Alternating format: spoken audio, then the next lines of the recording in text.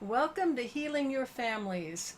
I'm Emily Penrod, and I help you as a parent go from frustration, stress, and overwhelm to calm, confidence, and joy so you can achieve the quality of family life that you desire. I am excited to welcome my guest today. I have with me Pamela Sylvan, the Mojo Maker. Pamela, welcome. Thank you, Emily. It's a joy and a pleasure to be here with you and your audience today. Thank you. And I'm curious about the Mojo Maker. How did you and what? Tell us about that. Well, I think it's amazing that I can actually call myself a maker. There are many makers on this planet. I just happen to be the one that has settled upon the words and the concept of mojo for a few reasons. One, I love helping specifically women spiral up that particular inherent energy that we all have, but really don't connect to for many reasons. And I take them on a deep dive journey to get that done because I feel that women are being called forward these days to get the job done in a certain way, and they need that voice. They need that accountability. They need some of that energy on a continuous basis from somebody like myself, a maker, to help them cross their particular finish line. So I'm an executive coach. I help women move upward in their business or their careers. I'm also a branding specialist and a PR professional. So I'm a busy lady. You are indeed. And you talked about women needing to step up and maintain that energy. And what more important place to maintain good, positive energy than in the home? Absolutely. Absolutely. It's where we, even though we don't spend a lot of time in it the way we used to in decades past, because women are now working outside the home, um, we still need to focus on that because that's where we lay ourselves down to sleep. That's where we rejuvenate.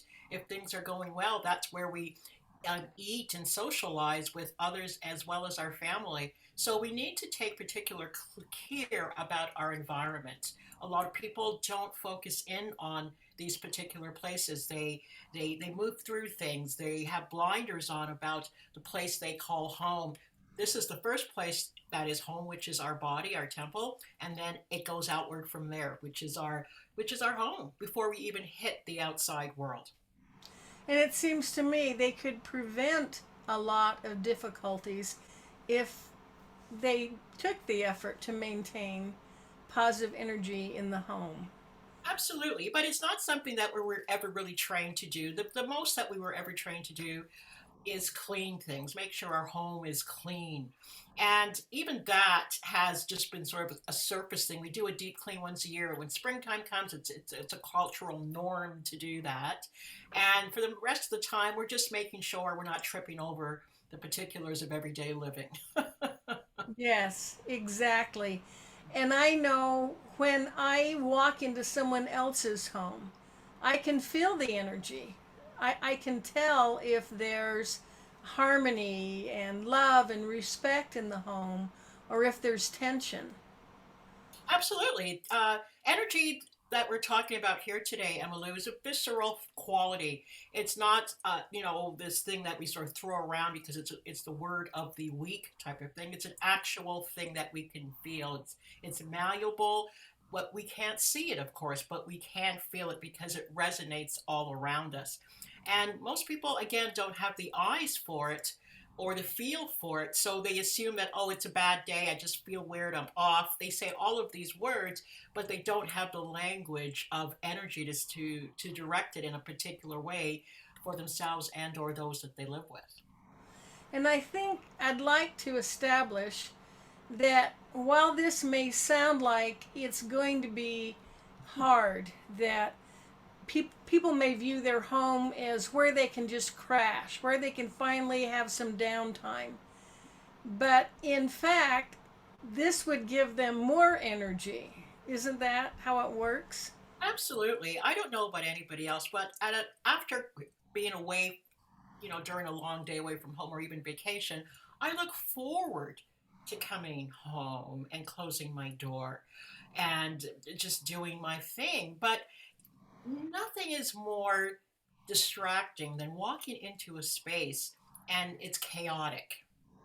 And then you spend copious amounts of time looking for things or looking for a place to sit or looking for something to wear or looking for something to eat off of or looking for your bills or whatever it is. I know when I walk into some homes, I first thought is how do they find themselves in here? Yet somehow they've adapted to their space, right? If you've ever seen that program called Hoarders, and the people that live in such environments have somehow made it okay to be in there. Perhaps there are some mental health issues at play, but for the most part, they have made it okay to be in that space. And there are a lot of people who may not have mental health issues and still make that kind of clutter and accumulation of things okay to live in. Yet that plays on our energy, and we don't understand that. But you know the difference when you walk into someone's home that is clutter free, organized, clean. You feel the difference. You feel the difference when you walk into a beautiful hotel room that is not your home and everything's pristine because it has to be. You're paying for that time in there. You feel the calm of the space because care was taken to make the beds with crisp sheets, the bathrooms well organized. If you're in the right hotel room, of course. Yes, absolutely. And you know the ones you want to go back to, the ones you like Absolutely. using because you know you can count on it. Absolutely. And you made a comment. I really agree that we do what works for us. So we really can't look at someone else and saying, "Oh, they're doing it wrong." Mhm. It's we make it work for us. But the idea is when we come home, when we're in our homes, that energy works for us. We can get into the flow. We can accomplish more. Mhm. So rather than saying, "Oh, I don't have time to organize," well, We always have time to organize. That statement is a story that we give ourselves. yes, Always have time to organize. yes, Um, we and tell our children this. We tell our children this, for instance, when you pick something up and use it, put it back. The same applies for us. But what happens is we pick it up, we use it, we put it down, thinking we're going to come back to it, and we never do. And it yeah. accumulates. When you look at dining room tables, for instance, when you look at kitchen counters, you can see that there was the thinking behind keeping that space clutter free, even organizing with containers or boxes or baskets or whatever have you. It's an easy enough fix for people to use it and put it back.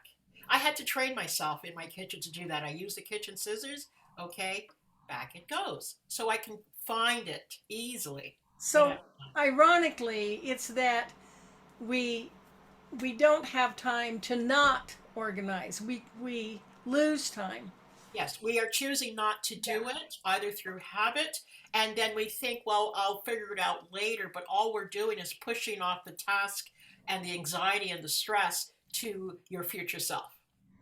Yes. That's all we're doing. Now I've also walked into those homes where physically there was neatness, there was order, but there was tension, Yes, there was pressure. yes, yes. And I think there needs to be, Well, there has to be balance, and I think we have to be careful about attributing the act of cleaning to the act of good vibration, right? Good vibration is an inner job. It has nothing to do whether or not you have the newspaper on the couch or not, right? You have to start internally, but it's there's an intersectionality around your environment that you are in and how you feel. One feeds off the other. Okay. yes, Now, for the people that have beautiful, pristine homes, that's another, I would say, end of the spectrum when it comes to the whole clutter issue. There's a control issue or a lack of control issue. One end has a lack of control, the other is too much control. And you've been around people who have a sort of almost OCD tendency about neatness and cleanliness, to the point where you can't wait to get back to your semi chaotic home because it feels lived in, right? Exactly. You hit it right on the. Well, I'm thinking of, we have a lot of single mothers, women who are playing both roles. They're providing the income for the family, they're raising the children, trying to prepare their children to be independent adults, teach them life skills.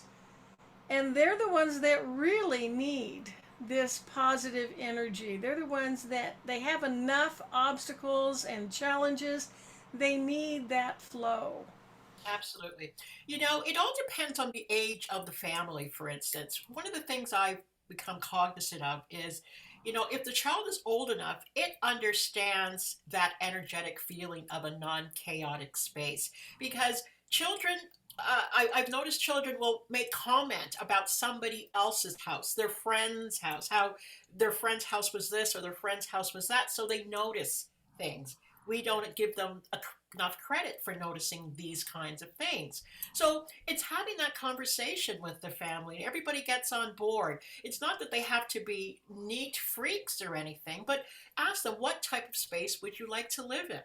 And everybody has a responsibility for that. It's not just mom's job to pick up everybody. We seem to think that. It's the children's job too, but we have to attribute that to them. For instance, coming home, we know the melee that can happen at the front door entrance, correct? Everybody throws everything down and everyone's stepping over all kinds of bags and baggage to get to the kitchen because it's snack time, right? So it's this big, you can see the ebb and flow of how your family moves through the space. So if it was a conversation around the fact that the energy starts at the front door, in in um in Asian cultures, they have that concept of feng shui, and in their culture, they recognize that the energy moves through the house coming in through the front door. So if the energy is to come through or feel welcome to come through the front door, what's the first thing it hits? Is it the mess? Or is there a sense of calmness? And if you have the eyes for it and you are going through your neighborhood, you can tell people who have this concept. Their front entrance is very organized, very put together, whether it be the planters, the walkway is well swept and kept, their front door is clean. They don't have dying plants and vines hanging around. You can see the energy starts at their front door. They're very conscious of this. So you have a feeling what the rest of the place is going to feel like. And subsequently, you've gone by homes where the curb appeal needs a little work, right? Not to say there isn't love and harmony inside, but the energy coming up to your front door is a situation one has to consider. And again, in Asian culture, with the concept of feng shui, it starts there. So working with your family, having conversation about what that front entrance is to look like, I think is where it begins. I like that. It also makes me want to go out and clean my front door. And you feel better when you come home, and you go up to your door, whichever door that you enter from primarily, and it's neat and tidy and clean. It doesn't have to be the most expensive front door on the planet. We don't. These things are not attributed to cost. It's attributed to care. Yes. Yes. Care for the space you call home is taking care of yourself. That's another point to self care. I love it. I love it. So start with that. The energy starts at the front door. Absolutely, absolutely. So make sure that is not only visually appealing, but has that energy of That calm. calming effect, because nothing worse than before you even turn that handle, you know what you're going to hit. That already starts to pull on you, right? I know when I open my door, how I left it is how I left it because, well, I live alone, so I know, right? But I could have left it in a mess. Before I leave my home, I organize my entranceway um, in a certain way because I know I want to feel a certain way when I open the door. I want to be positively triggered in a particular way. So I make a point of before I leave, I take a last look. Everything is put back, in its place and in its corner, um, and off I go. Now, in some homes, the front door is used for guests, people coming to visit the home, and the garage door or back door is used by family members. So actually, you would want both of them. Absolutely. I mean, this is about you. It's not so much about the door. This is about you. What makes you feel calm when you get through the door? You're moving from portal to portal.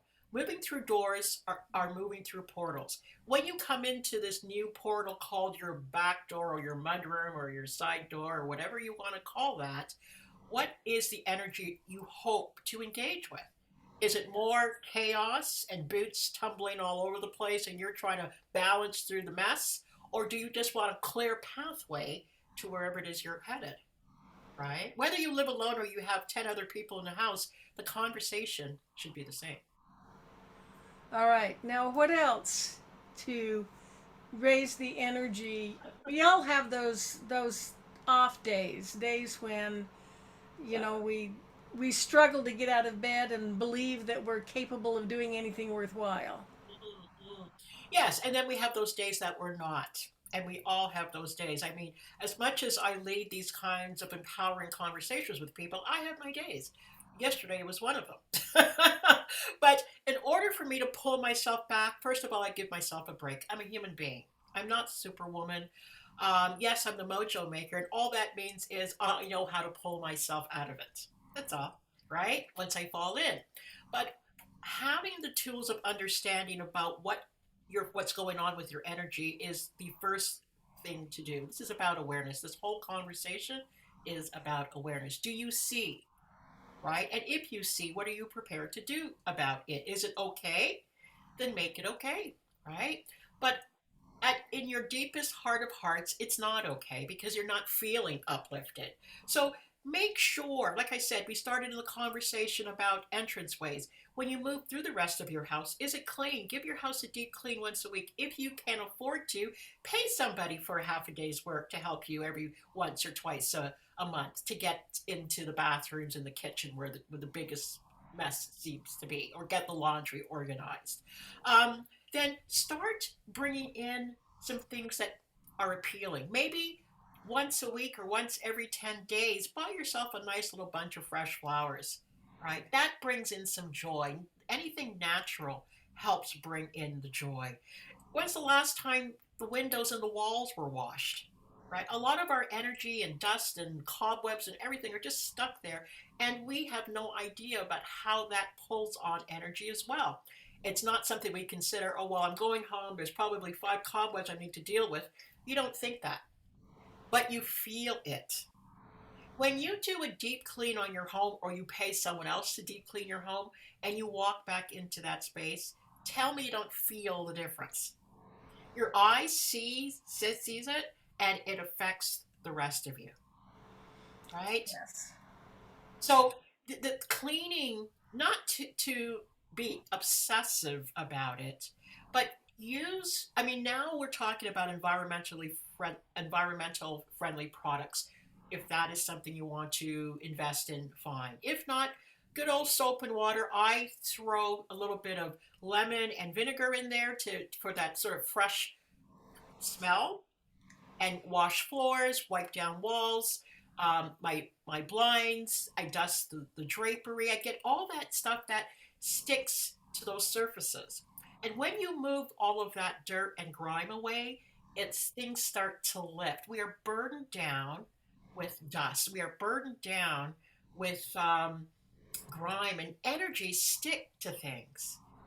And families that are constantly fighting and bickering and picking at each other, that energy goes somewhere, right? And it sticks to things. I mean, people might think this kind of conversation might be a little bit um, strange, but we science now knows that energy is not something you can destroy. It goes places and it Yes. sticks to things. And if it can't move and you can't shake it by intentionally wiping, cleaning, using sage to get rid of it, it stays. The heaviness floats in your space. So really, a family that's noticing there's a lot of bickering among the children. There's a lot of contention in the home. Yes. Just by doing this deep cleaning, just by getting rid of the dust, the grime, It's a good you place to know. start.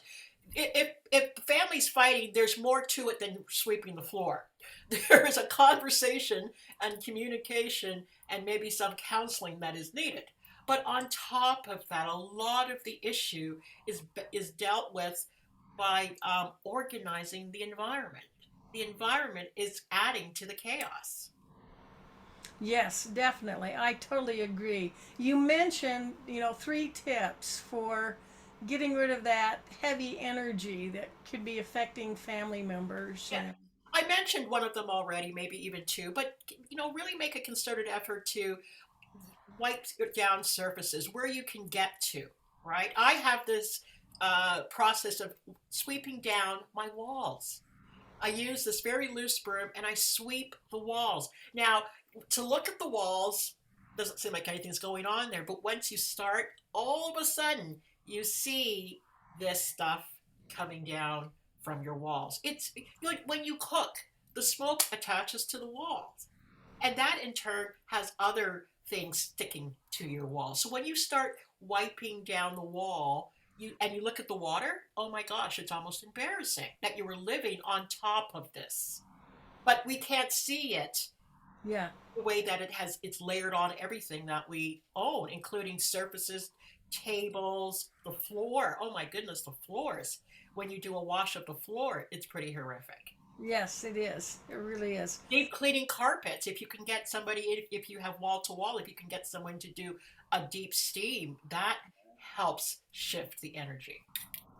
And I think most people, hopefully, are aware of that for health reasons, physical health, but they may not understand how important it is to the energy of the home. So, one is the entranceway. The energy starts there. Yes, Go through the house, keep the rest of the house neat and yes, orderly, and then the walls, yes. And the grime. because of our five senses, we take in a lot of information through sight, sound, taste. Um, our skin is a huge conduit of energy, whether it be hot or cold, whether we're comfortable or not comfortable. So using things like scent is a big one. In indigenous cultures, they use sage to get rid of on discordant energies, right? That's lingering in our spaces. So every now and then, I mean, my mother and grandmother taught me that every Friday, especially the first Friday of the month, go through your home with sage and keep your windows open so whatever is lingering there can leave the space, right? A lot of people don't do that, right? Then after you do the saging and that smoke goes away, use lemongrass incense to bring in the sweetness because that has an uplifting scent and energy to it, or whatever you like. I mean, if you like lavender incense, whatever you like, Palo Santo, or whatever your thing is, but take out the negative and bring in the sweetness. Is Well, what I I know a lot of people like to use essential oils. yes, So, diffusers and so forth. Yes. what form of sage would you be using then? I use there's a store here in Victoria that I buy. It's the big wand. It's big, huge and fat, and it's white sage. And the fresher the better, and it's got a very strong, pungent smell. And I open my doors and I open my windows. And when I'm doing this, I make sure both ends are burning. And I swear to God, I'm surprised my neighbors haven't called the fire department yet because there's just so much going on with the smoke. I'm So from you're burning sage. Yes, I'm burning sage. And my background is West Indian. I'm from Trinidad and Tobago. And when is heavy energy in the house, we use something called asafoetida. And it's a resin that you put on top of the coals. And when that starts to burn, oh my goodness, it's whatever is stuck will get up and walk out immediately. Wow. Well, during the winter we don't open our windows at all. No. And Okay. it feels so good when we in the spring when we can open our windows. It just Yep. feels so good to get that Yep. fresh air in. Yes. So it makes sense. It Yes. sounds great. Yes. And I encourage people to understand the concept of feng shui more. Like the different, they speak specifically about the different energetic corners, your money corner and your relationship corner and your health corner. It's good to know. Keep your corners clear. People love to stuff things into corners, and that's where the energies get stuck as well. Well, that is good to know. So when you work with your clients, you're helping them manage this energy in Oh, their home. absolutely. The biggest part about spiraling up to a next level of beingness is what energetic forces are playing on you that you're not aware of. And the biggest one are your environments, your external as well as your internal. I do a lot of work on the internal too. Wow. So do you work mostly with, you said executive coach, so you're working mostly with um, careers, entrepreneurs, just, Yes, I do those as well as any woman that just wants to take the journey to go to flow and ease. okay. And spiral up. I love that expression, Spiral. spiral up. I was at the gym So, this morning and my shirt said spiral up, and I see people staring at me. I wonder, what are they looking at? And I look down, oh, yeah. well, yeah, it's an intriguing thought, you Yep, know. Why stay humdrum? Why not spiral up? we Let's have to. become the best self we can become. So they need Absolutely. to know about your show. Now tell you're the Mojo Maker. That's the name of your show, It's right? the Mojo Hour show, Mojo. Saturdays at 1 p.m. PST Pacific. And as we stated here at the beginning, I share concepts for women to they can immediately start working on to uh, bring themselves to a new place, a new way of being. Little tiny steps. They don't have to automatically be superwoman, unless of course they'd like to be that. But little steps make big progress. Yes. Yes, that's true. And so I guess the best way for them to contact you, they can contact you through your show. If they go to the page, Absolutely. Or to my website at PamelaSylvan.com. And they can see everything that I have my hands on at this point. PamelaSylvan.com. They Absolutely. just have to remember your name. That's it. Awesome. I love it. Pamela, thank you so much for coming and joining us and sharing what you know. I know that this is families need to hear this. If you're concerned about problem behaviors in your home, this is an excellent place to start. Be aware of the energy in your home and that the corners and the front entrance. And just organizing your belongings. I mean, if you open your clothes cupboard, and everything's falling on top of you, that's stressful. Yes. And and every family has had that experience. They're running late and somebody can't find their shoes or their school books and I think we rapidly figure out if we can keep track of things, it makes mornings so much more pleasant. Yeah, I call it bending time. If you can just put your hand on things, look how much time you're saving and how calm you are. You're bending reality almost by having Yes. that in place. Yes. Okay. Well, thank you so much, Pamela. Welcome. And to my viewers, join us again next week at the same time. We'll be talking about financial energy and how we can manage that to our benefit.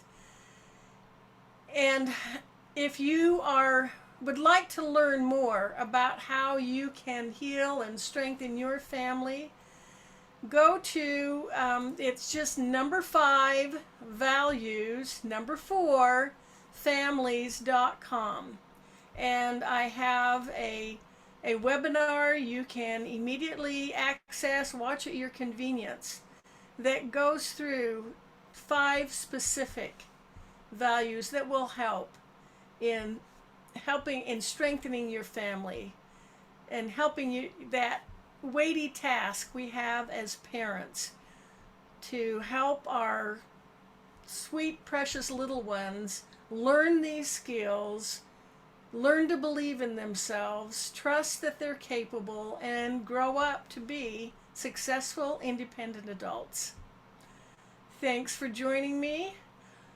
I'll see you again next week at the same time. Until then, love yourself and love your families. We're making the world a better place by strengthening families. This is Emmylou Penrod at healingyourfamilies.com.